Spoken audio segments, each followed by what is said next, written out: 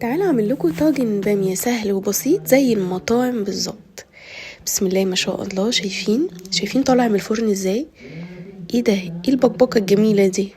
بسم الله ما شاء الله. شايفين يا جماعه؟ يلا اقول لكم الخطوات. معانا هنا كيس من باميه انا كنت مفرزاه مجمداه، ومعانا توم، ومعانا طماطم ضربينها في الخلاط، ومعانا البصل مقطعينه، ومعانا هنا بقى زيت نحطه على البصل، وهنحط الحله دي على النار زي ما انتم ما شايفين. هنبدا ان احنا نديها زي تشويحه كده، بنديها لون بس زي ما انتم ما شايفين كده. احط بقى هنا الثوم اللي انا مفرزاه، يعني مقدار حوالي معلقه، وابدا ان انا ادوبها في الزيت والبصل زي ما انتم ما شايفين كده. وهنا ابتدى ان هو ياخد معايا اللون اللي انا عايزاه، وهبدا احط الباميه بتاعتي هنا اللي هي متجمده عندي، وابدا بقى شايفين الطش اصلا، شايفين البخار، وابدا ان انا افككها كده مع البصل والزيت والثوم، وابدا ان انا اقلبها واشوحها، اديها التشويحه التمام زي ما انتم شايفين كده. ومعانا هنا قرنين من الفلفل الحامي بيدوا طعم ونكهه، ومعانا هنا صلصه. طبعا انا قلت لكم قبل كده ان عينيكي وايديكي هي المقادير، يعني مش هقول مثلا نص كوبايه مش عارفه ايه، لا هي اللي بتعاير. وابدا برضو ان انا اشوحهم مع بعض.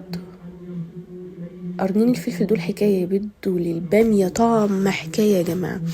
وعندي هنا الصلصه بتاعتي اللي ضربها في الخلاط زي ما انتم شايفين، بنزلها كلها، وابدا ان انا برضو اديها تقليبه مع المكونات بتاعتي اللي انا حطيتها، اديها بس ان هي تبقبق معايا. احط بقى هنا ملح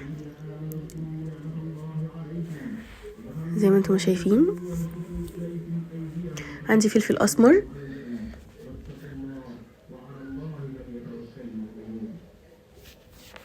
عندي هنا كمون،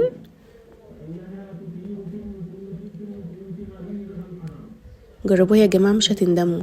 عندي هنا كزبره ناشفه، جربوها بجد مش هتندموا خالص، دي لما بتعصر عليها ليمونه بتبقى حكايه زي ما انتم ما شايفين كده. بحط بقيه التوابل بتاعتي،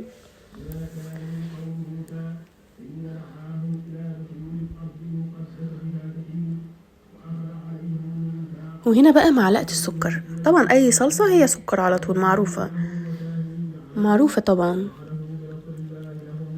زي ما انتم شايفين. نحط بقى حته من التومه كمان، الباميه بتحب التوم يا جماعه، اي حاجه بصلصه كمان كده.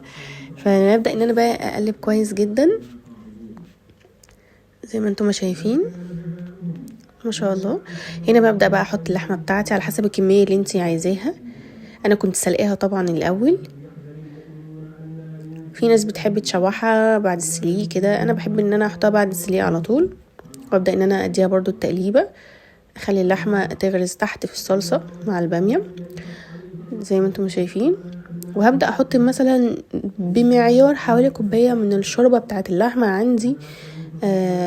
هبدا ان انا برضو ان انا احطها معاكم هنا اهي زي ما انتم شايفين،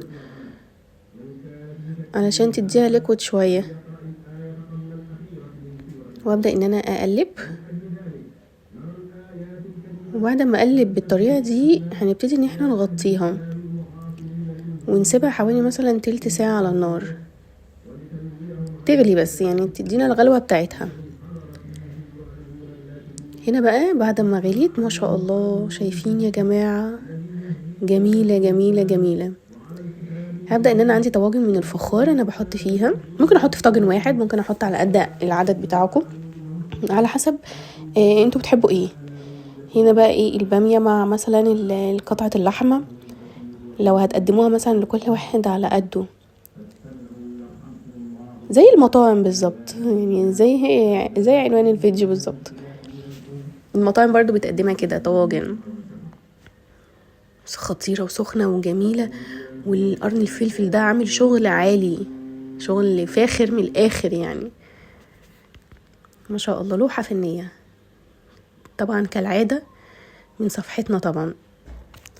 وعندي هنا بقى دي الطشه انا عاملاها عباره عن توم وكزبره بتدي طبعا طعم رهيب. طبعا شايفين ما شاء الله تبارك الله، شايفين ما شاء الله اللهم بارك. لوحة فنية كالعادة زي ما بقول.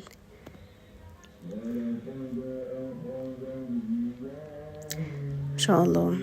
قرن برضو الفلفل عامل عمايله. هنا هبدأ ان انا ادخلها معايا الفرن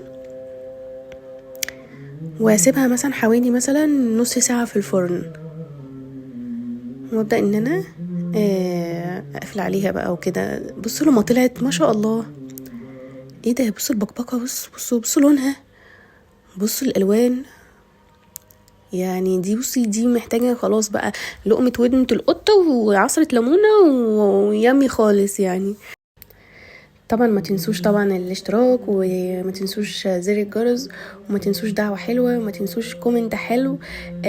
وطبعا هرد على كل استفساراتكم طبعا. وجربوها ومش هتندموا خالص.